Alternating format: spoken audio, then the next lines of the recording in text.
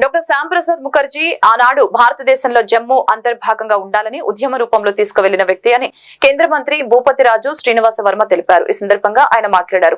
ఆనాడు ఆయన ప్రారంభించిన ఉద్యమంలో భాగంగా బీజేపీ ప్రభుత్వం జమ్మూని దేశంలో అంతర్భాగం చేయడం శుభదాయకమని తెలియజేశారు. ఆర్టికల్ 370 రద్దు చేసి శ్యాంప్రసాద్ ముఖర్జీ ఆశయాలకి బీజేపీ ప్రభుత్వం ముందుకు తీసుకువెళ్లడం జరిగిందని తెలిపారు. కార్యక్రమంలో రాష్ట్ర ఆరోగ్య శాఖ మంత్రి శశికుమార్ యాదవ్, బీజేపీ కార్యకర్తలు, నాయకులు తదితరులు పాల్గొన్నారు.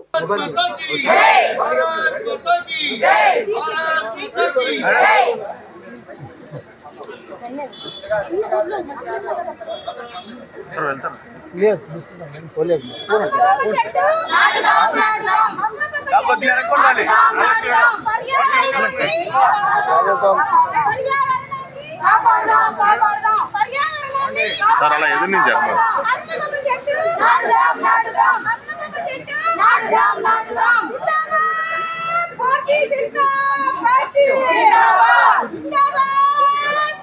హలో భయ్య కొంచెం మొబైల్ అట్లా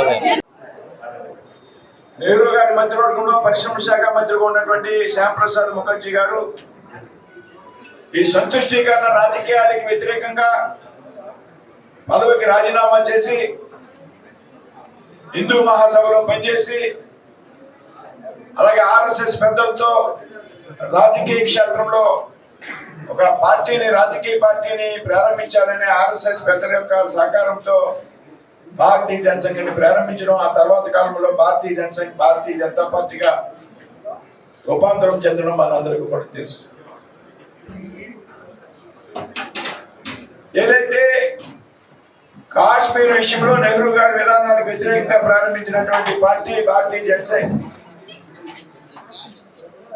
ఆ తర్వాత కాలంలో మిత్రులు పెద్దలు రాష్ట్ర ఆరోగ్య శాఖ మంత్రులు వర్యులు సజ్జ గారు చెప్పిన విధంగా పార్టీ ప్రారంభించినటువంటి తొలి ఎన్నికల్లోనే 1952లో ఎన్నికలు వచ్చినటువంటి సందర్భంలో 3 పార్లమెంట్ స్థానాలు గెలిచినటువంటి పరిస్థితి ఆ రోజు. అందులో శ్యాంప్రసాద్ ముఖర్జీ గారు కూడా ఒకరిగా ఆ రోజు ఎన్నిక కావడం జరిగింది. ఏదైతే కాశ్మీర్లో భారతీయులు వెళ్ళడానికి ఏదైతే వీసా తీసుకోవాలి, వేరే విదేశాలకు వెళ్తే ఏ విధంగా వీసా తీసుకోవాలో ఆ విధమైనటువంటి పరిస్థితి ఉన్నప్పుడు దానికి వ్యతిరేకంగా నేను పర్మిట్ తీసుకోకుండా కాశ్మీర్